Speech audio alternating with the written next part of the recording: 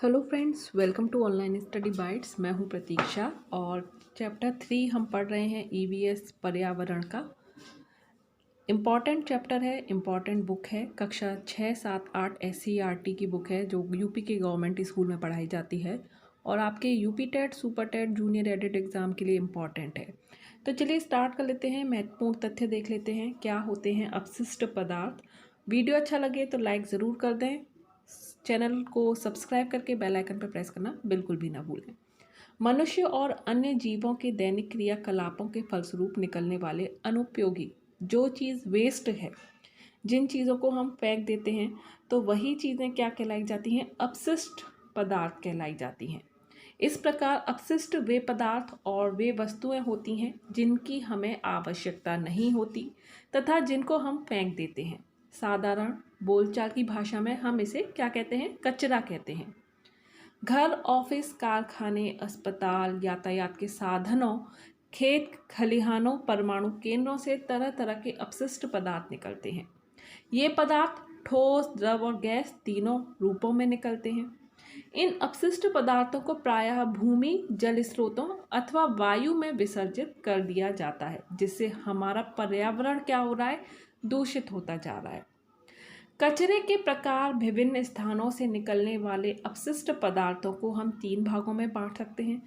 Learners CTET के successful course के बाद अब अनअकैडमी यूपी टेट की तैयारी के लिए अब एक नया कोर्स लेकर आया है, fast track revision batch course for UP TET 2021, जो कि 12 मार्च 2021 से स्टार्ट हो रहा है। आपके हर एक सब्जेक्ट की तैयारी करवाई जाएगी, हर एक टॉपिक को कवर किया जाएगा।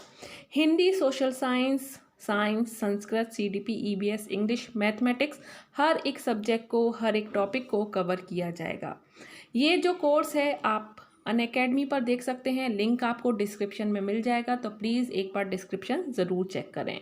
इस कोर्स को ज्वाइन करने के लिए आप अनअकैडमी डाउनलोड कर सकते हैं, अनअकैडमी लर्निंग ऐप, और वहाँ पर आप जितने भी बैचेस पढ़ेंगे आप उनको पढ़ सकते हैं सिर्फ एक ही सब्सक्रिप्शन में। तो यहाँ पर अगर आप सब्सक्रिप्शन करना चाहते हैं तो उसमें आपको डिस्काउंट पाने के लिए आपको मेरा रेफरल कोड प्रतीक्षा टेट यूज़ करना पड़ेगा। अगर आप प्रतीक्षा टेट लिखते हैं तो आपको 10% का डिस्काउंट मिल जाएगा, और अगर आप रेफरल कोड नहीं यूज़ करेंगे तो आपको कोई भी डिस्काउंट नहीं मिलेगा। अगर आप free live classes, test, quizzes भी ज्वाइन करते हैं तो वहाँ पर भी आप मेरा रेफरल कोड यानी कि Prateeksha TET as a unlock code use कर सकते हैं। तो यहाँ सब्सक्रिप्शन के चार्जेस भी आप देख सकते हैं, और आपको बार बार सब्सक्रिप्शन लेने की ज़रूरत नहीं है। डिस्क्रिप्शन में लिंक दिया है, लिंक पर क्लिक कीजिए और सब्सक्रिप्शन लेने के बाद आप जितने भी कोर्सेज आएंगे, यूपी टेट के हों, सुपर टेट के हों, टेट से रिलेटेड जितने भी कोर्स होंगे, आप अपने टाइम पीरियड के अंदर अंदर उन सभी कोर्सेज को पढ़ सकते हैं। तो आप आज ही ज्वाइन करें अनअकैडमी लर्निंग ऐप। ठोस अपशिष्ट। सब्जी और फलों के छिलके, टूटे फूटे बर्तन, कांच, प्लास्टिक और लोहे के अनुपयोगी सामान, घर एवं कारखानों से निकलने वाली राख, खेत खलिहान से निकलने वाले विभिन्न फसलों के डंठल, भूसी, जो भी हमारे लिए वेस्ट है उसे हम बाहर फेंक देते हैं। अगर उसका ठोस रूप है तो वह ठोस अपशिष्ट के उदाहरण होंगे। ठोस अपशिष्ट 2 प्रकार के होते हैं। एक वे जो सड़ गल जाते हैं, जैसे फल, सब्जियों के छिलके, खराब भोजन, मनुष्य और जंतुओं का मल। इस तरह के कचरे को क्या कहते हैं? जैविक कचरा कहते हैं। दूसरे प्रकार के जो अपशिष्ट होते हैं वे ऐसे पदार्थ होते हैं जो स्वयं नष्ट नहीं होते हैं और पर्यावरण में किसी न किसी रूप में बने रहते हैं, जैसे कारखानों से निकलने वाला रासायनिक कचरा, पॉलीथीन, प्लास्टिक, धातु के टुकड़े आदि। अब ये जो जैविक कचरा है ये पर्यावरण को नुकसान नहीं पहुंचाता है, लेकिन जो ये दूसरे प्रकार का अपशिष्ट पदार्थ है जो स्वयं नष्ट नहीं होता, ये हमारे पर्यावरण को नुकसान पहुंचाता रहता है, क्योंकि ये जल्दी से नष्ट नहीं होते हैं। इनको नष्ट होने में सैकड़ों वर्ष लगते हैं। तो ये धीरे धीरे हमारे पर्यावरण को नुकसान पहुंचाते रहते हैं। जैविक कचरा जो होता है वो बायोडिग्रेडेबल होता है, जो कि सूक्ष्म जीवों यानी कि जो छोटे छोटे जीव होते हैं, छोटे छोटे कीड़े होते हैं, उनके द्वारा अपघटित कर लिए जाते हैं। यानी कि ये अपघटित कचरा होता है जिन्हें सूक्ष्म जीवों के द्वारा अपघटन जिनका कर लिया जाता है। लेकिन जो दूसरे प्रकार के अपशिष्ट पदार्थ हैं इनका अपघटन सूक्ष्म जीवों के द्वारा नहीं किया जाता, ये नॉन डिग्रेडेबल होते हैं, तो ये हमारे इन्वायरमेंट को नुकसान पहुंचाते हैं। सड़ने गलने वाले तथा ना गलने वाले कचरे को गीले और सूखे कचरे के रूप में भी बांटा जा सकता है। साग सब्जियां और फलों का छिलका, जीवों का मलमूत्र गीले कचरे के कुछ सामान्य उदाहरण हैं। कांच, सिरेमिक, प्लास्टिक और धातु के टुकड़े, पॉलीथीन आदि सूखे कचरे के उदाहरण हैं। सिंपल सी बात है। तो सब्जी का छिलका, केले का छिलका, पेंसिल का छिलका, बासी सड़े गले भोजन पदार्थ, रद्दी कागज, ये सभी क्या चीज़ हैं? ये अपशिष्ट ही पदार्थ हैं। तो यहाँ पर द्रव अपशिष्ट के बारे में बात करेंगे। अभी हमने ठोस अपशिष्ट पढ़ा क्या होता है। द्रव, जैसा कि नाम से पता चल रहा है, जो लिक्विड फॉर्म में होगा। नालियों और सीवर का जो गंदा पानी है, उर्वरक, चमड़ा शोधन, विद्युत उत्पादन केंद्रों तथा उद्योगों से निकलने वाला गंदा और विषैला जल द्रव अपशिष्ट के उदाहरण हैं। फैक्ट्री कारखानों के चिमनियों से जैसे क्या निकलता है? गंदा पानी निकलता है। जो कारखानों में मशीनें होती हैं वो गर्म होती हैं या गंदी होती हैं, तो उनको धोने के लिए पानी का यूज़ होता है, और वो जो पानी है जिसमें मशीनों की जो गंदगी है वो उस पानी में मिल जाती है, और वो पानी मशीनों से यानी कि कारखानों से बाहर फेंक दिया जाता है या नदी, कुएं, तालाबों में मिला दिया जाता है, जिससे कि नदी के जो जीव हैं उनके लिए खतरा बन जाता है। तो वो भी हमारे पर्यावरण को नुकसान पहुंचाता है। गैसीय अपशिष्ट के बारे में बात करेंगे। गैसीय अपशिष्ट क्या है? लकड़ी और कोयले के जलने से निकलने वाला धुआं जो गैस फॉर्म में होता है, कारखानों की चिमनियों से निकलने वाला धुआं, परिवहन के साधनों से निकलने वाला धुआं, कूड़ा करकट एवं मरे हुए जीवों के सड़ने से निकलने वाली गैसों की दुर्गंध आदि गैसीय अपशिष्ट हैं। इसी प्रकार चूल्हे, अंगीठी, सिगरेट, बीड़ी आदि से भी धुआं निकलता है। धुएं में कार्बन के ऑक्साइड के अतिरिक्त कुछ हानिकारक गैसें व ठोस कणे पदार्थ पाए जाते हैं। यह धुआं गैसीय अपशिष्ट का मुख्य उदाहरण है। अपशिष्ट पदार्थों के स्रोत। अपशिष्ट पदार्थों के स्रोतों को निम्नलिखित वर्गों में आप बांट सकते हैं। तो ये जो अपशिष्ट पदार्थ जो गैसीय फॉर्म में होते हैं, ये हमारे वायुमंडल में मिल जाते हैं, और हमारे जो वायुमंडल में जो गैसेस हैं, जैसे नाइट्रोजन 78% है, ऑक्सीजन 21% है, तो ये जो संतुलन हमारे वायुमंडल का है गैसेस का, इनको बिगाड़ देते हैं। तो इससे भी क्या होता है? इससे भी हमारा पर्यावरण इफेक्टेड होता है, और हम लोगों को, जीवों को, मनुष्यों को, सभी पर बुरा प्रभाव डालता है। घर और ऑफिस से निकलने वाले कचरे के अंतर्गत रसोई घर का कचरा, फल सब्जियों के छिलके, खराब हुआ भोजन, घरेलू कार्यों जैसे नहाने, कपड़ा धोने से निकलने वाला गंदा जल, शौचालय का मलमूत्र, पालतू पशुओं का मलमूत्र, पॉलीथीन, कांच और प्लास्टिक के टूटे सामान, पुराने समाचार पत्र, मैगजीन, पुरानी फाइलें, खराब दवाएं, बेकार हो चुके उपकरण, फर्नीचर, वाहन आदि आते हैं। और इसी तरह का कचरा कार्यालयों से भी निकलता है। ई कचरा, घर और ऑफिस से ई कचरा अर्थात इलेक्ट्रॉनिक कचरा भी निकलता है, जिसके अंतर्गत खराब computer, mobile phone, CD, battery व अन्य इलेक्ट्रॉनिक उपकरण जैसे TV, fridge, washing machine, AC आदि आते हैं। ई कचरा क्या होगा?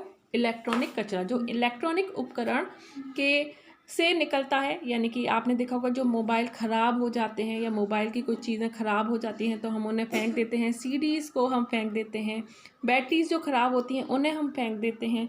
तो ये सारी चीज़ें ई कचरा कहलाई जाती हैं, और ये भी हमारे पर्यावरण पर बुरा प्रभाव डालती हैं।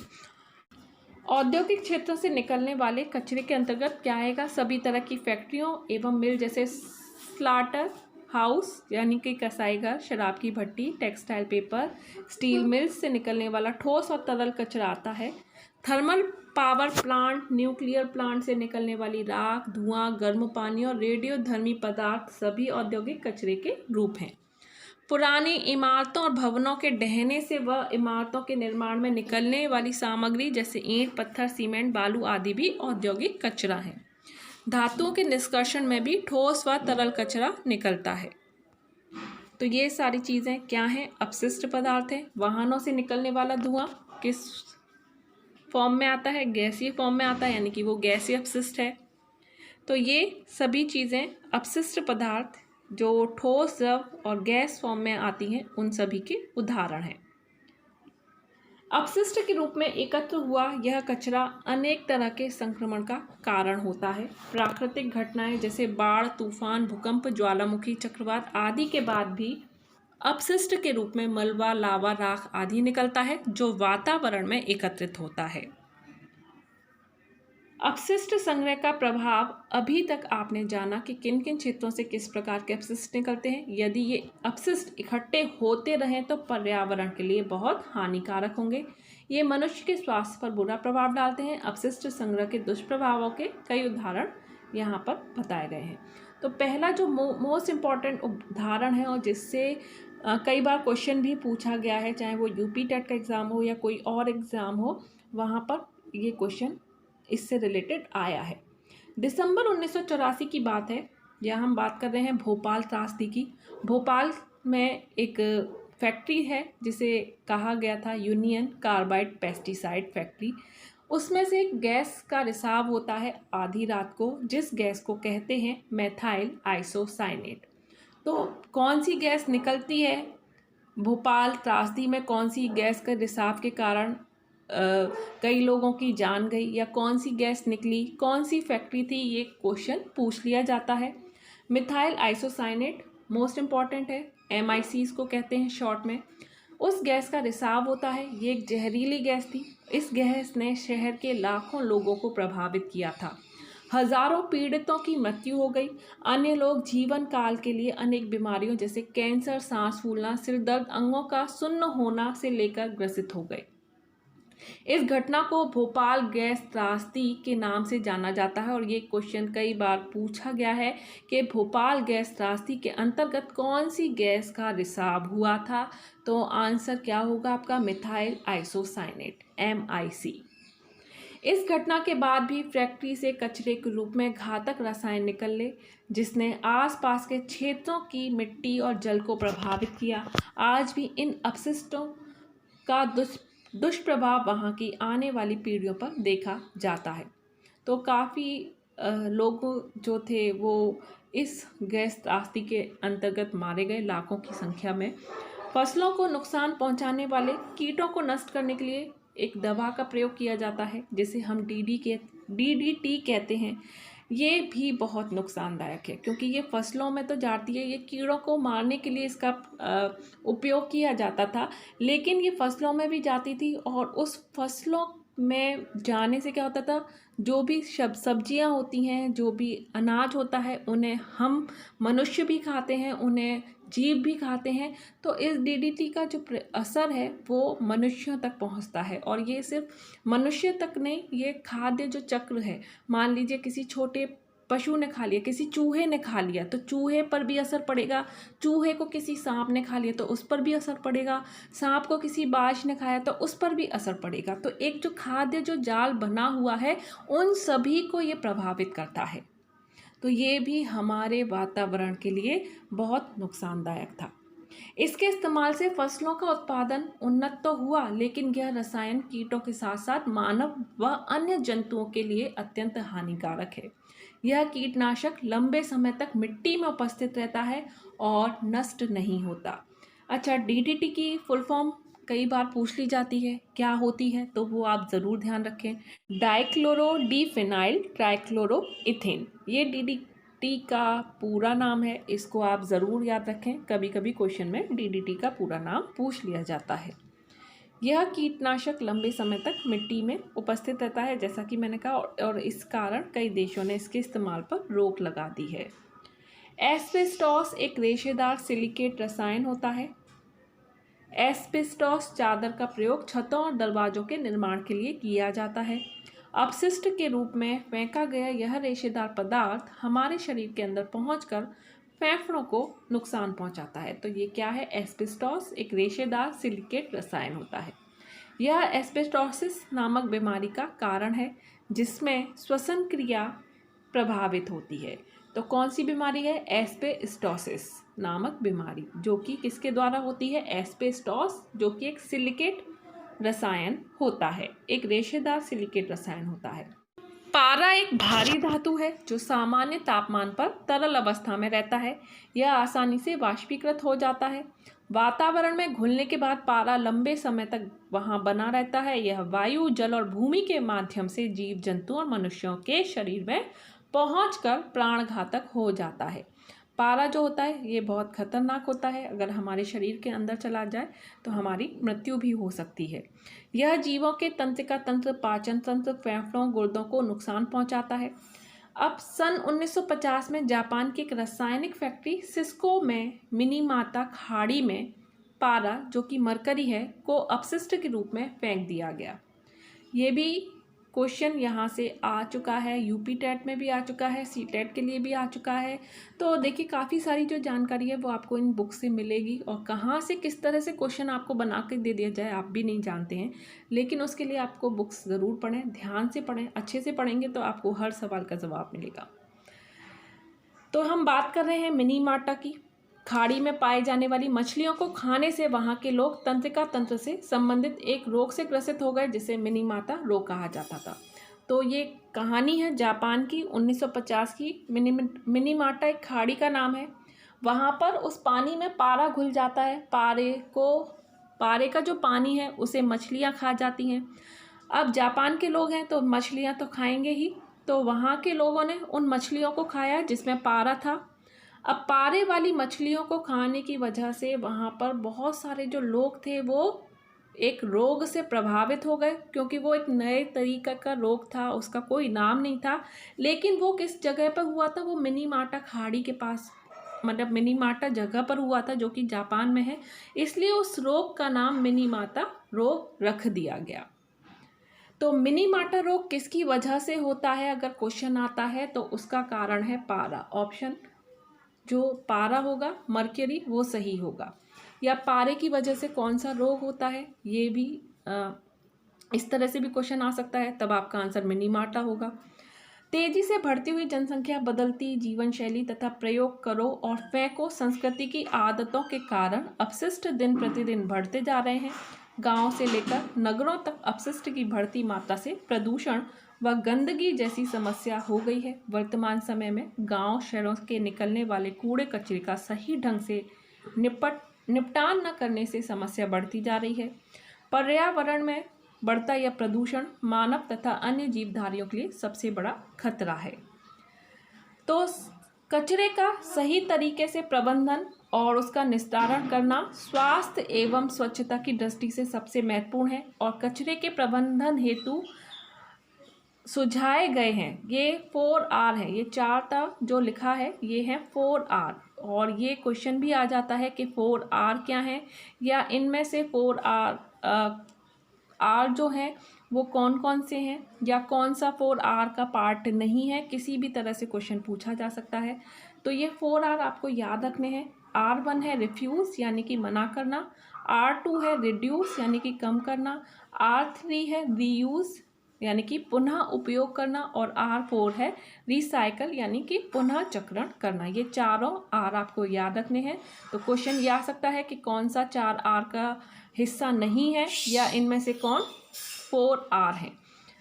R1 मना कीजिए यानी कि पॉलीथीन और प्लास्टिक से बनी वस्तुओं का उपयोग न करें तथा दूसरों को भी इसका भी उपयोग करने से रोकें। R2 उपयोग कम, विभिन्न वस्तुओं का उपयोग अपनी आवश्यकता अनुसार करें जिससे अपशिष्ट कम निकलें। R3 पुनः उपयोग यानी कि रीयूज़, कुछ ऐसा कचरा होता है जिसे हम दोबारा से रीयूज़ कर सकते हैं, दोबारा से उपयोग में लाया जा सकता है, उसे फेंकने की बजाय हम उसको दोबारा इस्तेमाल कर सकते हैं। R4 क्या है? रिसाइकिल यानी कि पुनः चक्रण, कुछ बेकार चीज़ें, अनुपयोगी सामानों का रूप बदलकर हम उन्हें अपने घर में यानी कि उन चीज़ों का पुनः उपयोग में ला सकते हैं। तो ये था रिसाइकिल। तो ये 4R आपको याद रखने हैं, इससे रिलेटेड क्वेश्चन आ चुका है। अगर आप यूपी टेट के या और यूपी से रिलेटेड अदर एग्ज़ाम देखेंगे, ईवीएस के क्वेश्चन देखेंगे, तो वहाँ पर आपको एक कोई क्वेश्चन इस तरह का मिल जाएगा। इस तरह 4R को अपनाकर बेकार और अनुपयोगी वस्तुओं की मात्रा को कम करना और उनको अपनी आवश्यकताओं के अनुसार पुनः उपयोगी बनाने की प्रक्रिया को निस्तारण कहते हैं। जैसा कि हम जानते हैं कि अपशिष्ट पदार्थ मुख्यतः ठोस, द्रव और गैसीय अवस्था में पाए जाते हैं। इनके निस्तारण की क्रिया भी भिन्न भिन्न होती है। ठोस अपशिष्ट पदार्थों का निस्तारण जलाकर अस्पतालों से निकलने वाले ठोस अपशिष्ट संक्रामक होते हैं, इसलिए इसे विशेष प्रकार की भट्टियों में जलाना चाहिए। किंतु अन्य ठोस अपशिष्ट जैसे पॉलीथीन, फसलों के डंठल, प्लास्टिक आदि को खुले स्थान में जलाना उचित नहीं होता, क्योंकि इससे निकलने वाला जो धुआं है वो स्वास्थ्य के लिए हानिकारक होता है और वायुमंडल को भी प्रदूषित करता है। भूमि भरण यानी कि ठोस अपशिष्ट के निस्तारण की यह सबसे पुरानी और उपयोगी विधि है।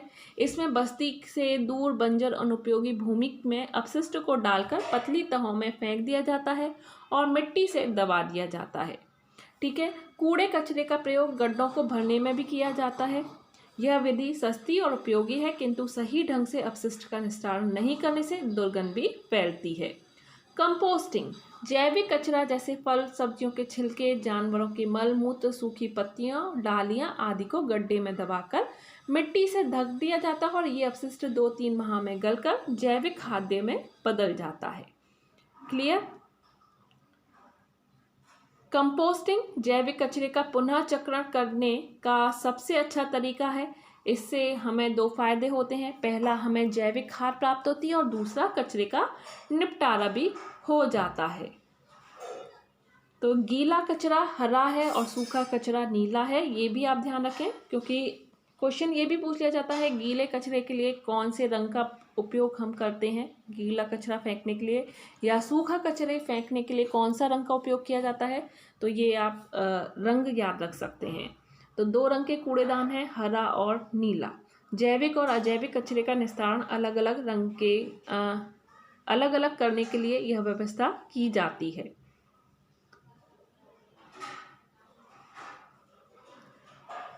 तो शहरी इलाकों में सीवेज सिस्टम से गंदे पानी का निकास होता है, जबकि ग्रामीण क्षेत्रों में खुली नालियों से पानी का निकास होता है। शहरों में सीवेज ट्रीटमेंट प्लांट एसटीपी होता है, जहां शहर के गंदे जल को उपचारित किया जाता है। गैसीय अपशिष्ट का निस्तारण ईंट भट्टों, उद्योगों की चिमनियों को ऊंचा करके तथा उनमें धूम्र अक्षेपक लगाकर गैसीय अपशिष्ट का उचित निस्तारण किया जाता है। इसी तरह बायोगैस का उपयोग घरेलू ईंधन के रूप में करके तथा लकड़ी, कोयला आदि से भोजन पकाने के स्थान पर गैस चूल्हे यानी कि एलपीजी का प्रयोग करके भी गैसीय अपशिष्ट की मात्रा को कम किया जाता है। अच्छा, एलपीजी जो होती है, जो आपने देखा होगा गैस सिलेंडर होते हैं, उसे हम एलपीजी कहते हैं, आपको हर घर में मिलती है। इसमें 2 गैसों की मुख्यतः मात्रा पाई जाती है। वह 2 गैस हैं प्रोपेन और ब्यूटेन। ये 95% जो होती है वो प्रोपेन और ब्यूटेन होती है और 5% अन्य गैसें होती हैं। जो प्रोपेन और ब्यूटेन है, इसमें अपना कोई भी रंग नहीं होता, ना ही कोई गंध होती है। यानी कि अगर हम प्रोपेन और ब्यूटेन को बढ़ाएंगे तो कोई भी बदबू आपको सिलेंडर से नहीं आएगी। लेकिन आपने देखा होगा कि सिलेंडर अगर लीक हो रहा है तो उसमें से एक गंध निकलती है, जिससे हमें पता चल जाता है कि सिलेंडर लीक हो रहा है या हमारी गैस जो है वो खुली रह गई है। तो वो जो बदबू है वो प्रोपेन और ब्यूटेन की नहीं होती, बल्कि उसमें गंध के लिए एक अन्य गैस डाली जाती है, जिसे मिथाइल मरकैप्टन कहते हैं। उस गैस में गंध होती है, जिससे कि पता चल जाए कि सिलेंडर रिस रहा है या लीक हो रहा है, जिससे कि कोई भी दुर्घटना ना हो। तो वो प्रोपेन और ब्यूटेन के साथ मिलाई जाती है, जिससे कि हमें गंध से पता चल जाए कि कोई सिलेंडर में कोई कमी है। क्लियर। तो 2 चीज़ें आप याद रख सकते हैं। सामुदायिक स्वच्छता बनाए रखने और अपशिष्ट पदार्थों के उचित निस्तारण के लिए विभिन्न इकाइयों द्वारा विभिन्न प्रकार के कार्यक्रम और अभियान चलाए जा रहे हैं।